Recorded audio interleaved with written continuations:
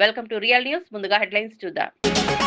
పేదల ఓటు హక్కు దోచే కుట్ర జరుగుతోందన్న రేవంత్. ఓటు పోతే రేషన్, భూమి హక్కులు పోతాయని వెల్లడి. ప్రజాస్వామ్య రక్షణలో రాహుల్ ముందు వరుసలో ఉన్నారని వ్యాఖ్య. ఈ పోరాటంలో తెలంగాణ ముందుండాలని సీఎం పిలుపు.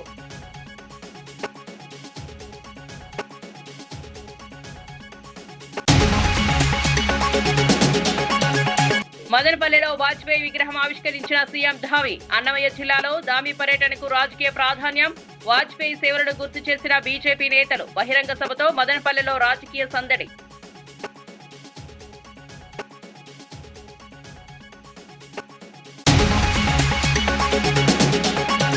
అప్పులపై పవన్ ఇప్పుడు మౌనం ఎందుకు వహిస్తున్నారని బుగ్గన ప్రశ్న. 70,000 కోట్ల అప్పులపై శ్వేతపత్రం ఇవ్వాలని డిమాండ్.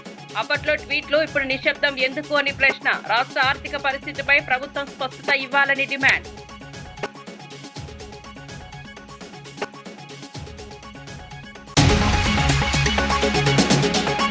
దేశాన్ని కాపాడగల శక్తి కాంగ్రెస్ కే ఉందన్న ఖర్గే. మోదీకి ముందే దేశానికి స్వేచ్ఛ తెచ్చింది కాంగ్రెస్ అని వెల్లడి. రాజ్యాంగాన్ని నాశనం చేయాలనేదే బీజేపీ, ఆర్ఎస్ఎస్ అజెండా అని వ్యాఖ్య. ప్రజాస్వామ్యం కాపాడాలంటే కాంగ్రెస్ కు మద్దతు అవసరమని వెల్లడి. పిల్లల భవిష్యత్తుతో ప్రభుత్వం చెలగాటమాడుతోందన్న కవిత. ప్రత్యామ్నాయం లేకుండా స్కూల్ కూల్చివేత అన్యాయమని వెల్లడి. 1000 మందికి పైగా పిల్లల చదువు ప్రశ్నార్థకం అవుతుందన్న కవిత. వెంటనే స్కూల్ పునర్నిర్మించాలని కవిత డిమాండ్.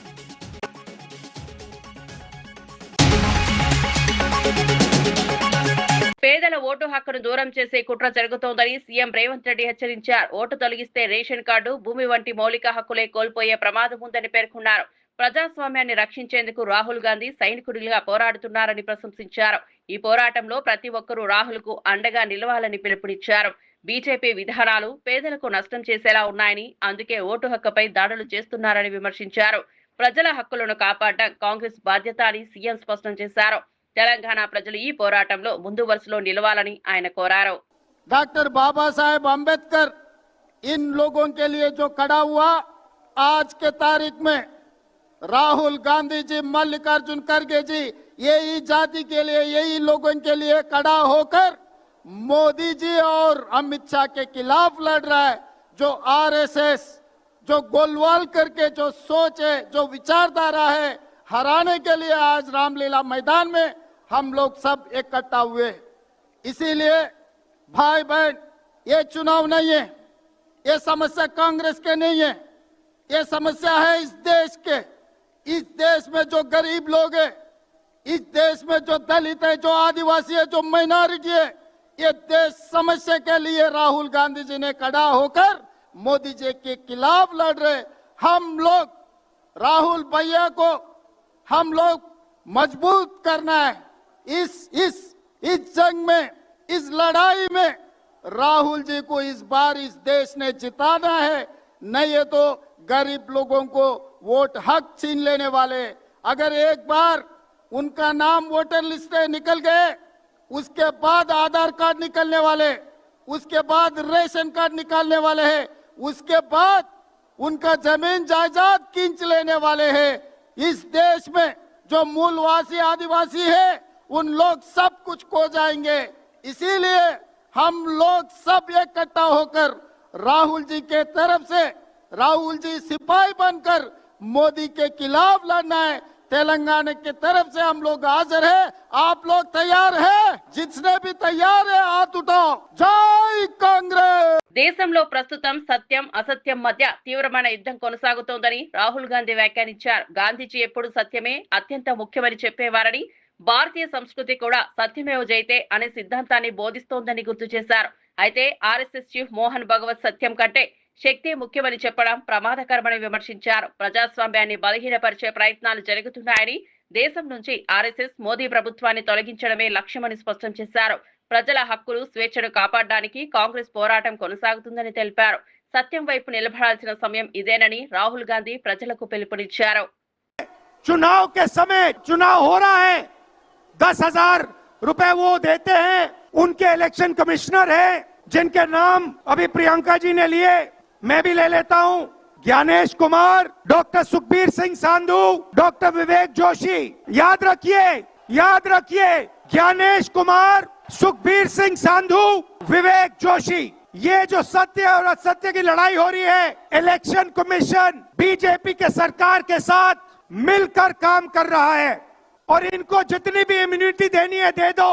नरेंद्र मोदी जी ने इलेक्शन कमिश्नर्स के लिए कानून बदला, नया कानून लाए, कहा कि इलेक्शन कमिश्नर कुछ भी करे उन पर एक्शन नहीं लिया जा सकता। వార్త వివరాల్లోకి వెళ్తే దేశాన్ని కాపాడగల శక్తి కాంగ్రెస్ సిద్ధాంతానికే ఉందని ఏఐసిసి చీఫ్ మల్లికార్జున ఖర్గే స్పష్టం చేశారు. స్వాతంత్రానికి ముందు నుంచే కాంగ్రెస్ దేశం కోసం పోరాడిందని, మోదీ అమిత్ షా పుట్టక ముందే కాంగ్రెస్ దేశానికి స్వేచ్ఛ తీసుకొచ్చిన చరిత్ర ఉందని గుర్తు చేశారు.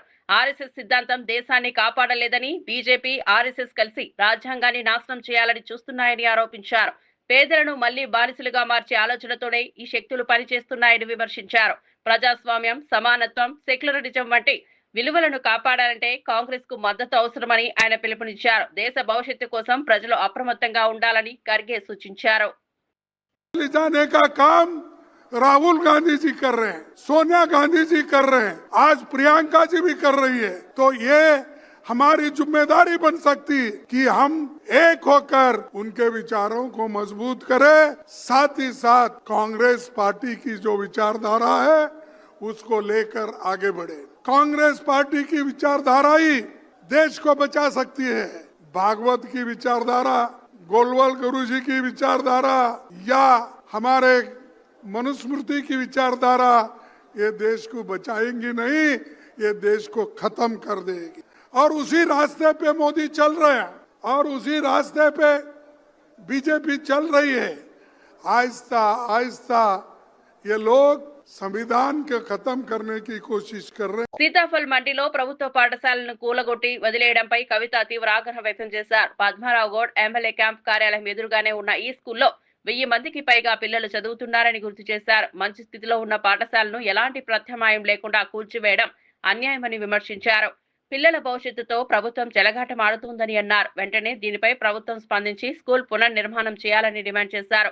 విద్యా హక్కును కాలరాయడం సరికాదని, ప్రభుత్వ నిర్లక్ష్యం వల్ల విద్యార్థులు ఇబ్బందులు పడుతున్నారని కవిత పేర్కొన్నారు. ఈ అంశంపై ప్రజలు ప్రశ్నించాలని ఆమె కోరారు. తెలంగాణ పాట పాడమంటే ఆయన పాడలేదు కాబట్టి మరి ఆయన విగ్రహం పెట్టొద్దు అని తెలంగాణ వాదులందరూ కూడా అంటున్నటువంటి సందర్భం. డెఫినెట్గా ఏదేమైనా నేను తెలంగాణ వాదుల పక్షానే ఉంటాను కాబట్టి బాలసుబ్రహ్మణ్యం గారు విగ్రహం పెట్టడానికి ఇంకేదైనా మంచి ప్లేస్ చూసుకొని తెలంగాణ కళాకారులకు సంబంధించినటువంటి విగ్రహాన్ని ఏదైనా రవీంద్ర భారతిలో పెడితే బాగుంటుంది. ఎందుకంటే రవీంద్ర భారతిలో అంతకుముందు తెలంగాణ కళాకారులకు చోటు లేదని ఆవేదన ఉండే. తెలంగాణ రాష్ట్రం వచ్చిన తర్వాత అన్ని జానపద కళలను అక్కడ ప్రదర్శించడానికి చాలా ప్రయత్నం చేయడం జరిగింది. తెలంగాణ తేజోమూర్తుల చిత్రపటాలను కూడా అక్కడ పెట్టడానికి ప్రయత్నం చేయడం జరిగింది. మరి అటువంటి చోటు సినిమా కళాకారుడైనటువంటి వారి బొమ్మ పెట్టడం అనేది సూట్ కాదని చెప్పి నేను పర్సనల్గా అనుకుంటున్నా. సినిమా కళాకారులు పెట్టాలనుకుంటే ప్రసాద్ స్టూడియోస్ ఉన్నాయి, ప్రసాద్ చాలా ఉన్నాయి, ఇంకా చోట్లు లేవని కాదు, పెట్టొద్దని నేను అంటలేను. కానీ రవీంద్ర భారతి మాత్రం ఖచ్చితంగా తెలంగాణ వాదులకు, తెలంగాణ జానపద కళాకారులకు ఉండాలనేటటువంటిది నా. ఉత్తరాఖండ్ ముఖ్యమంత్రి పుష్కర్ సింగ్ ధామి అన్నమయ్య జిల్లా మదనపల్లెలో పర్యటించారు. ఈ సందర్భంగా పట్టణంలో మాజీ ప్రధాని అటల్ బిహారీ వాజ్పేయి విగ్రహాన్ని సీఎం ధామి ఆవిష్కరించారు. హెలీప్యాడ్ వద్దకు చేరుకున్న ఆయనకు ప్రజాప్రతినిధులు, అధికారులు ఘన స్వాగతం పలికారు. అనంతరం మదనపల్లిలో నిర్వహించిన బహిరంగ సభలో పాల్గొని మాట్లాడారు. దేశ అభివృద్ధిలో వాజ్పేయి పాత్రను ఈ సందర్భంగా నాయకులు గుర్తు చేసుకున్నారు. రాష్ట్రాల మధ్య స్నేహభావం, అభివృద్ధి భాగస్వామ్యం మరింత బలోపేతం కావాలని సీఎం ధామి ఆకాంక్షించారు. ఈ పర్యటనతో మదనపల్లి ప్రాంతంలో రాజకీయ ప్రాధాన్యత మరింత పెరిగిందని స్థానిక బీజేపీ నేతలు వ్యాఖ్యానించారు. కార్యక్రమంలో బీజేపీ నాయకులు, కార్యకర్తలు పెద్ద సంఖ్యలో పాల్గొన్నారు.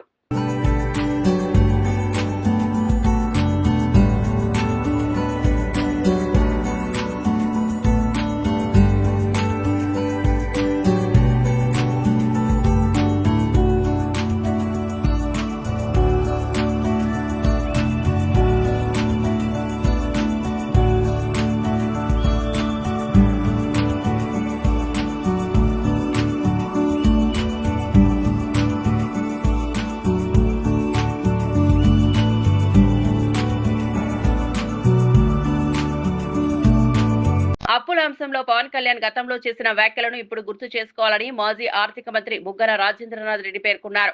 అప్పట్లో అప్పుల ఆంధ్రప్రదేశ్ అంటూ ట్వీట్లు చేసిన పవన్ ఇప్పుడు ప్రభుత్వం తెస్తున్న అప్పులపై ఎందుకు మౌనం పాటిస్తున్నారని ప్రశ్నించారు. ఈ ప్రభుత్వం అధికారంలోకి వచ్చిన తర్వాత కార్పొరేషన్లపై 71,092 కోట్ల అప్పులు తెచ్చిందని తెలిపారు. ఈ అప్పులు ఏ ప్రయోజనాలకు వినియోగించారన్న దానిపై శ్వేతపత్రం విడుదల చేయాలని డిమాండ్ చేశారు. ప్రజలకు వాస్తవాలు చెప్పకుండా అప్పులపై నిశ్శబ్దం పాటించడం ద్వంద్వ వైఖరిని విమర్శించారు. రాష్ట్ర ఆర్థిక పరిస్థితిపై ప్రభుత్వం స్పష్టత ఇవ్వాలని బుగ్గన కోరారు. అప్పులపై ప్రజల్లో ఉన్న అనుమానాలను తొలగించాల్సిన బాధ్యత ప్రభుత్వానిదేనని. మళ్ళా ఈనాడు పేపరు శ్రీలంక పరిస్థితికి రాష్ట్రం కూతవేటు దూరం త్వరలో ఉందంట. ఎవరు? పవన్ కళ్యాణ్ ట్వీట్. మళ్ళీ ఇప్పుడండి ట్వీట్ చేయలేదా? ఎందుకు? What is stopping you from tweeting? హ్యాపీగా ట్వీట్ చేయాలా? మీరు ఇంకా అధికారంలో ఉన్నాడు, ఇంకా సంతోషంగా ట్వీట్ చేయాలా? ఎందుకంటే మీ ప్రకారం మీరు చేసే అప్పు ఎట్లా సంపద సృష్టే కదా. నెక్స్ట్, రాష్ట్ర అప్పులు 12,50,000 కోట్లు. భాజపా రాష్ట్ర అధ్యక్షురాలు పురంధేశ్వరి గారు ఈరోజు మళ్ళీ మీరు చెప్పడం లేదే అప్పులు ఎంతైనాయని. ఇంకా వెనకాల చూడండి, ఆర్థిక శాఖపై సీఎం సమీక్ష. మొత్తం అప్పులు 14 లక్షల కోట్లు ఉన్నట్లు ఆర్థిక శాఖ అంచనా. ఆర్థిక శాఖ 14 లక్షల కోట్లు. మీరు ప్రభుత్వం వస్తాను మీరే 14 లక్షలు అంటారు, మీరే 3 లక్షలు అంటారు, మీరే 5 లక్షలు అంటారు, మీరే 7 లక్షలు అంటారు, మీరే 9 లక్షలు అంటారు. ఒక్క ఫిగర్ అండి. ఎందుకండి ఇట్లా అందరినీ ఇట్లా సతాయిస్తారు ఊరికే కన్ఫ్యూజ్ చేసి? ఒక్కటి అదని ఒక్కదానికి డిసైడ్ కాండి. ఇంకా మీరే అసెంబ్లీలో 7 లక్షల కోట్లు అంటారు, మళ్ళీ అసెంబ్లీ వాకిలు దాటి బయటకు వస్తానే 10 లక్షలు అంటారు.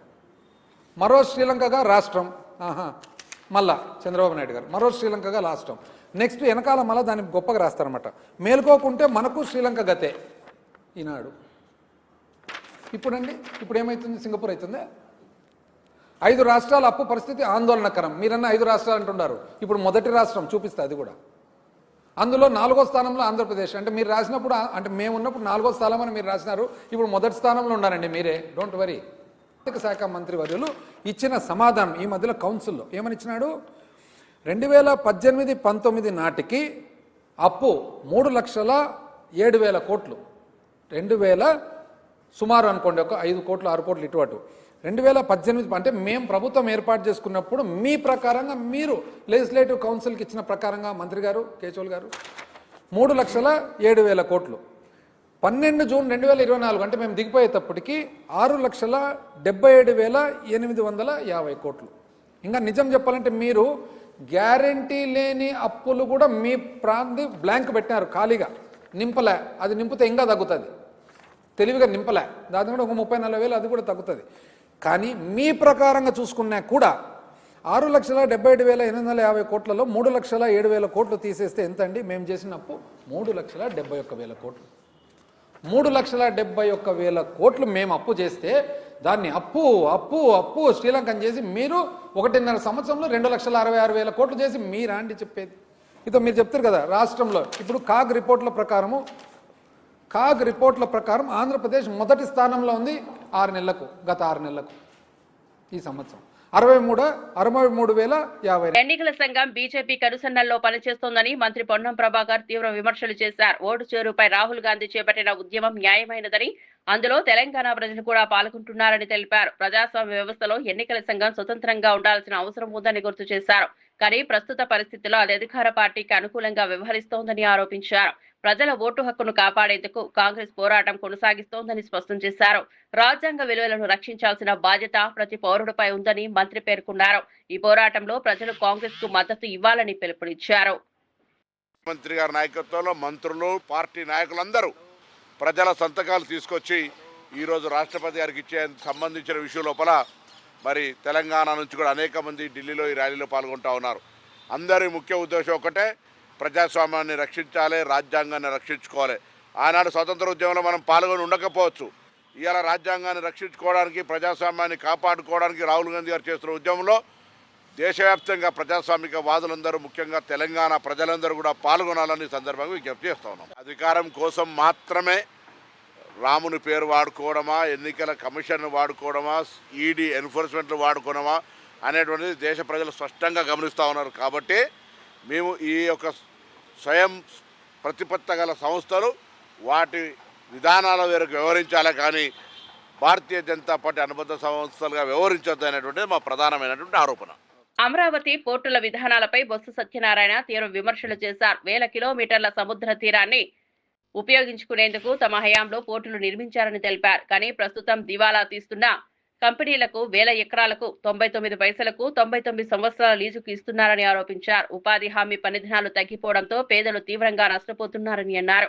రెండో విడత భూముల పేరుతో అమరావతి రైతులు కన్నీళ్లు పెట్టుకుంటున్నారని ఆవేదన వ్యక్తం చేశారు. 3 రాజధానులను వ్యతిరేకించిన చంద్రబాబు ఇప్పుడు 3 జోన్లు ఎందుకు తెచ్చారని ప్రశ్నించారు. అమరావతి బిల్లును కేంద్రం వెనక్కి పంపడంపై కూడా ప్రభుత్వం సమాధానం చెప్పాలని బొత్స డిమాండ్ చేశారు. ప్రజలు ఈ అంశాలపై ఆలోచించాలని పిలుపునిచ్చారు.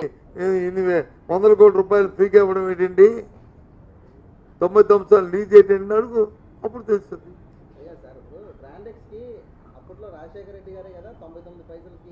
99 పైసలకి ఇవ్వలేదు కానీ బ్రాండెస్ కి కన్సెషన్ ఇచ్చాం. కానీ ఆ బ్రాండెస్ ఇవ్వబట్టి వాళ్ళ ఆంధ్ర రాష్ట్రంలో దాన్ని చేయబట్టే ఇన్ని లక్షల ఉద్యోగాలు వచ్చాయి, ఇన్ని వేల ఉద్యోగాలు. ఆంధ్ర రాష్ట్రంలో ప్రైవేట్ రంగంలో ఏదైనా సంస్థ వచ్చి ఇన్ని వేల ఉద్యోగాలు ఉందంటే బ్రాండింగ్స్. బ్లూకి రాయితీలు బ్రాండింగ్స్కి ఎక్కడ ఇచ్చాం మనం? నేనే కదా వెళ్ళాను శ్రీలంక. ఇవాళ స్టీల్ ప్లాంట్ ఉంది, స్టీల్ ప్లాంట్ కాపాడుకునే బాధ్యత ఉందా లేదా? మా విజయనగరంలో వచ్చి స్టీల్ ప్లాంట్ పెడతారంట. నేను అడిగా అధికారులు, ఎందుకయ్యా దీనికి ఐరన్ ఎక్కడంటే రాష్ట్ర ప్రభుత్వం ఐరన్ ఇవ్వాలంట. ఎన్ని ఉద్యోగాలు అంటే ఏంటి, అక్కడ వచ్చి 750 ఉద్యోగాలు ఇస్తారంట. దానికి ఎన్ని ఎకరాలు అంటే 1000 ఎకరాలు. ఎంతమంది రైతులు అంటే 900 మంది రైతులు నష్టం. ఎన్ఆర్జీ ఇస్తుంది. ఎన్ఆర్జీ ఇస్తుంది. దయచేసి రాష్ట్ర ప్రజలందరూ కూడా రైతు కూడి అందరూ దీన్ని ఆలోచించమని కోరుతాను. ప్రభుత్వం చేస్తున్న దుర్మార్గమైన కార్యక్రమాన్ని గత 2 సంవత్సరాల్లో యావరేజ్ తీసుకున్న రోజుల్లో 2,50,00,000 పనిదినాలు గత సంవత్సరం ఈ సంవత్సరం తగ్గాయి. అంటే సుమారు 5 కోట్ల పనిదినాలు తగ్గాయి. అంటే 5 కోట్లు పనిదినం, రోజుకి పనిదినం వచ్చే వేతనం 300 రూపాయలు. అంటే 5 కోట్లకి పని అంటే సుమారు 1500-1600 కోట్ల రూపాయలని ఈ రాష్ట్ర ప్రజానికం, ఈ సామాన్య ప్రజానికం 5,000 నోట్లోకి వెళ్తున్న పేదవాడికి ఇవాళ నష్టం వచ్చింది. ఇది రికార్డు. ఇది నువ్వు ఇంకే సంపద సృష్టిస్తారు, ఇంకే ఉపాధి కల్పిస్తారు. ఇచ్చిన ఉపాధినే మీరు నోడుతారు కూడినే తీసేస్తుంటే అదేనా ఆదాయం కదా, ఆ మనిషికి వచ్చే ఆదాయం కదా. గుంటూరులో బిజినెస్ సెంటర్ శంకర్ విలాస్ వద్ద పాత బ్రిడ్జి స్థానంలో పెద్ద బ్రిడ్జి నిర్మించాల్సి ఉండగా సేతు బంధు పథకంలో చిన్న బ్రిడ్జి నిర్మించి చేతులు దులుపుకునే ప్రయత్నం జరుగుతోందని అంబటి రాంబాబు ఆరోపించారు. అఖిలపక్ష సమావేశంలోనే తాము దీనిని వ్యతిరేకించామని తెలిపారు. గుంటూరు ప్రజల అవసరాలకు తగిన మౌలిక వస్తువులు కల్పించాల్సిన బాధ్యత ప్రభుత్వానిదేనని స్పష్టం చేశారు. ఈ సెంటర్ ఒక్కరోజు అభివృద్ధి చెందింది కాదు, దినదిన ప్రవర్ధమానంగా అభివృద్ధి చెందింది. 1958లో ఇక్కడ బ్రిడ్జ్ చేశారు. అప్పుడు దాకా ఈ బ్రిడ్జ్ లేదు. ఒక మంచి బ్రిడ్జిని ఈ స్థానంలో కట్టాలి అని ఆలోచన చేశారు. ఆ రోజున ఉన్నటువంటి తెలుగుదేశం పార్టీ వారే. 2014-19లో వారు అధికారంలో ఉన్నప్పుడు ఇప్పుడు స్పీకర్గా ఉన్నటువంటి చింతకాయల అయ్యన్న పాత్రుడు గారు R&B మినిస్టర్గా ఉన్నారు. ఇప్పుడు నా పక్కన ఉన్నటువంటి వేణుగోపాల్ రెడ్డి గారు స్థానికంగా ఎమ్మెల్యేగా ఉన్నారు. దాంతో పాటు జయదేవ్ గారు ఎంపీగా ఉన్నారు. వాళ్లే ఆలోచన చేశారు, మంచి ఆలోచన చేశారు. దానిలో ఐఎమ్ అప్రిషియేటింగ్. ఈ బ్రిడ్జి బదులు ఏ బ్రిడ్జ్ వేయాలి?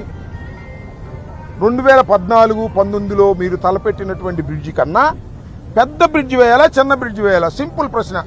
2వ తరగతి వాడిని అడిగినా చెప్తాడు, ఆగు 2వ తరగతి వాడిని అని చెప్తాడు. కనీసం ఆ బ్రిడ్జి వేయండి అంటారు. లేదు అవసరాలు పెరిగాయి కాబట్టి ఇంకా పెద్ద బ్రిడ్జి వేయండి సార్ అంటారు. అదేంటి దాని బ్రిడ్జి? అక్కడ ఎక్కడ పాయింట్ హిందూ కాలేజ్ దగ్గర నుంచి లేచి లాడ్జ్ సెంటర్ దగ్గర దిగుతుంది. మధ్యలో ఐకానిక్ బ్రిడ్జి, సింగిల్ పిల్లర్, 2 RUBలు, బ్రహ్మాండంగా ఉంటుందని అందరూ భావించారు. అది వదిలేశారు. పెమ్మసాని చంద్రశేఖర్ గారు ఎందుకంటే కాస్త చదువుకున్నవాడు, మేధావి కదా, మరి మేధావనాలో మరి ఏమనాలో నాకు తెలియదు. ఆయన దాన్ని తగ్గించేసి సేతు బంధు కింద, సేతు బంధు అంటే మామూలుగా అక్కడ కూడా ఇచ్చారు, రెడ్డిపాలెం దగ్గర ఒకటి ఇచ్చారు, ఇక్కడ ఇటు వెళ్ళేటప్పుడు ఇంకోటి ఇచ్చారు. 100 కోట్ల లోపే ఇస్తారు, పైన ఇవ్వరు. That is the rule. దీనిలో తోసాడు 100 కోట్ల లోపల పని అయిపోద్ది అన్నారు. దాన్ని శాంక్షన్ చేసుకున్నారు. అప్పుడే చెప్పాం మేము, అఖిల పక్షం కూడా మమ్మల్ని పిలిచినప్పుడు చెప్పాం ఇది కరెక్ట్ కాదు. 100 కోట్లతో ఏదో సేతు బంధు కింద కేంద్ర ప్రభుత్వం దగ్గర నుంచి మీరు తీసుకురండి, కానీ కనవా చోట్ల వేసుకోండి. సూర్యాపేట జిల్లా తుంగతుర్తి నియోజకవర్గంలో కాంగ్రెస్ గూండాల దాడిలో మృతి చెందిన బీఆర్ఎస్ కార్యకర్త ఉప్పల మల్లయ్య కుటుంబాన్ని కేటీఆర్ పరామర్శించారు. మల్లయ్య చిత్రపటానికి పూలమాలలు వేసి నివాళులర్పించిన అనంతరం కుటుంబానికి 5 లక్షల ఆర్థిక సహాయం అందించారు. భవిష్యత్తులో ప్రభుత్వ ఉద్యమం కల్పిస్తామని హామీ ఇచ్చారు.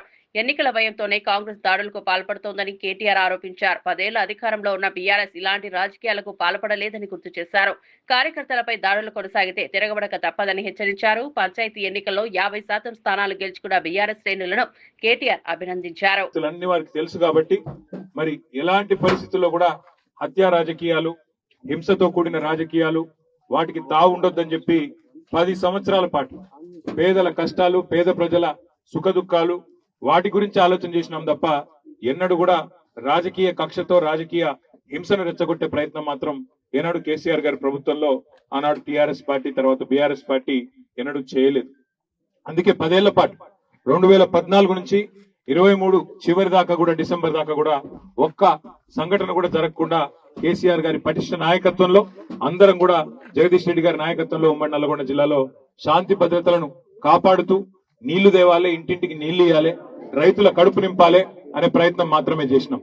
ఈ రోజు మళ్ళీ బాధాకరం, కాంగ్రెస్ ప్రభుత్వం రాగానే ఇవాళ ఉమ్మడి నల్గొండ జిల్లాలో ఒక దగ్గర కాదు 3 చోట్ల చాలా దుర్మార్గమైన మరి కార్యక్రమాలు వాళ్ళు చేస్తా ఉన్నారు. ఎన్నికలను దృష్టిలో పెట్టుకొని ఎన్నికలు వస్తాయి పోతాయి, కానీ ఊళ్ళో ఉండే సోదరులు వారు కలిసిమెలిసి ఉండాలి. తెల్లారి ఎన్నికల తర్వాత కూడా అవన్నీ మర్చిపోయి ఇవాళ అడ్డమైన కార్యక్రమాలు చేస్తా ఉన్నారు. నూతన్కల్ మండలం లింగపల్లి గ్రామంలో దుర్మార్గంగా మరి మా నాయకుల మీద దాడి చేయడమే కాకుండా 11 తారీఖు నాడు ఎన్నికలుంటే 9 తారీఖు నాడు దాడి చేయడమే కాకుండా అందులో ఉప్పల మల్లయ్య గారు వారి కోడలు మరి ఇక్కడ వార్డు మెంబర్ గా పోటీ చేస్తుంటే ఆయన ప్రచారం చేస్తా ఉన్నాడు. చేస్తుంటే దాడి చేసి కిరాతకంగా హత్య చేసింది ఈ స్థానిక కాంగ్రెస్ నాయకత్వం, స్థానికంగా ఉన్న కాంగ్రెస్ పార్టీ కార్యకర్తలు. మరి ఇట్లాంటి హత్యా రాజకీయాల్ని ఖండించాల్సిన పెద్దలు వాటిని ప్రోత్సహించో. ఖమ్మం జిల్లా తల్లాడ మండలంలోని కలకోడిమ, కొర్నవల్లి, ముద్దనూరు, పాత పినవాక గ్రామాల్లో కాంగ్రెస్ పార్టీ సర్పంచ్ అభ్యర్థుల విజయాన్ని ఆకాంక్షిస్తూ ఎమ్మెల్యే డాక్టర్ మఠా రాఘమయ్య విస్తృత ప్రచారం నిర్వహించారు. ఈ సందర్భంగా ఆయన మాట్లాడుతూ గ్రామాల అభివృద్ధి కాంగ్రెస్ ప్రభుత్వంలోనే సాధ్యమని స్పష్టం చేశారు. గత 2 సంవత్సరాల్లో కాంగ్రెస్ ప్రభుత్వం గ్రామీణ అభివృద్ధికి విశేషంగా కృషి చేసిందన్నారు. రైతులకు రుణమాఫీ, రైతు బంధు, పేదలకు ఉచిత విద్యుత్, పెన్షన్లు, సబ్సిడీపై గ్యాస్, మహిళలకు ఉచిత బస్సు సౌకర్యం వంటి సంక్షేమ పథకాలు అందిస్తున్నామని తెలిపారు. అన్ని వర్గాల ప్రజలకు ప్రభుత్వ లబ్ధి చేకూరుతోందన్నారు. రాష్ట్రాన్ని అన్ని రంగాల్లో అభివృద్ధి చేస్తున్న ముఖ్యమంత్రి రేవంత్ రెడ్డికి బహుమతిగా గ్రామ పంచాయతీల్లో కాంగ్రెస్ మద్దతు సర్పంచులను గెలిపించాలని ప్రజలను కోరారు. రిజల్ట్స్ ఇక్కడ రిపీట్ అవుతాయి. ఇంకా కొంచెం ఎక్కువగానే ఇక్కడ మన కాంగ్రెస్ అభ్యర్థులు గెలుస్తారు సర్పంచులుగా. ఎందుకు అంటే మేము చేసిన అభివృద్ధి పనులు అలా ఉన్నాయి. మేము చేసిన ప్రజలకు ఉపయోగపడే పనులు కానీ, అభివృద్ధి పనులు కానీ, ఇందిరమ్మ ఇల్లు కానీ, సన్నబియ్యం కానీ, కొత్త రేషన్ కార్డులు, గృహజ్యోతి కింద తర్వాత 200 యూనిట్ల వరకు కరెంటు ఉచితం కానీ, అలాగే మన రైతులకు కూడా రైతు రుణమాఫీ అయింది, రైతు భరోసా వచ్చింది, రైతు బీమా వచ్చింది, అలాగే మనం బోనస్ కూడా ఇస్తున్నాం. ఇలా ప్రతి ఒక్కటి కూడా చూసుకుంటే ఇవాళ ఒక్కొక్క కుటుంబానికి 2 నుంచి 3 పథకాలు అయితే ఖచ్చితంగా అందుతున్నాయి. కనుక ప్రజలు కూడా అభివృద్ధికి పట్టం కడుతున్నారు. ఈరోజు కాంగ్రెస్ అభ్యర్థులను మంచి మెజార్టీతో గెలిపించబోతున్నారు. బుట్టెన్ ముగించే ముందు హెడ్లైన్స్ మరోసారి చూద్దాం. పేదల ఓటు హక్కు దోచే కుట్ర జరుగుతోందన్న రేవంత్. ఓటు పోతే రేషన్, భూమి హక్కులు పోతాయని వెల్లడి. ప్రజాస్వామ్య రక్షణలో రాహుల్ ముందు వరుసలో ఉన్నారని వ్యాఖ్య. ఈ పోరాటంలో తెలంగాణ ముందుండాలని సీఎం పిలుపు.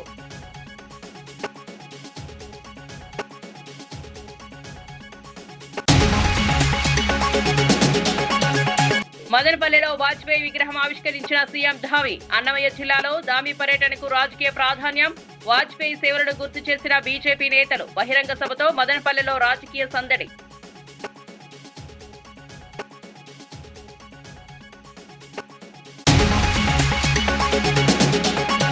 అప్పులపై పవన్ ఇప్పుడు మౌనం ఎందుకు వహిస్తున్నారని బుగ్గన ప్రశ్న. 70,000 కోట్ల అప్పులపై శ్వేతపత్రం ఇవ్వాలని డిమాండ్. అప్పట్లో ట్వీట్లు, ఇప్పుడు నిశ్శబ్దం ఎందుకు అని ప్రశ్న. రాష్ట్ర ఆర్థిక పరిస్థితిపై ప్రభుత్వం స్పష్టత ఇవ్వాలని డిమాండ్.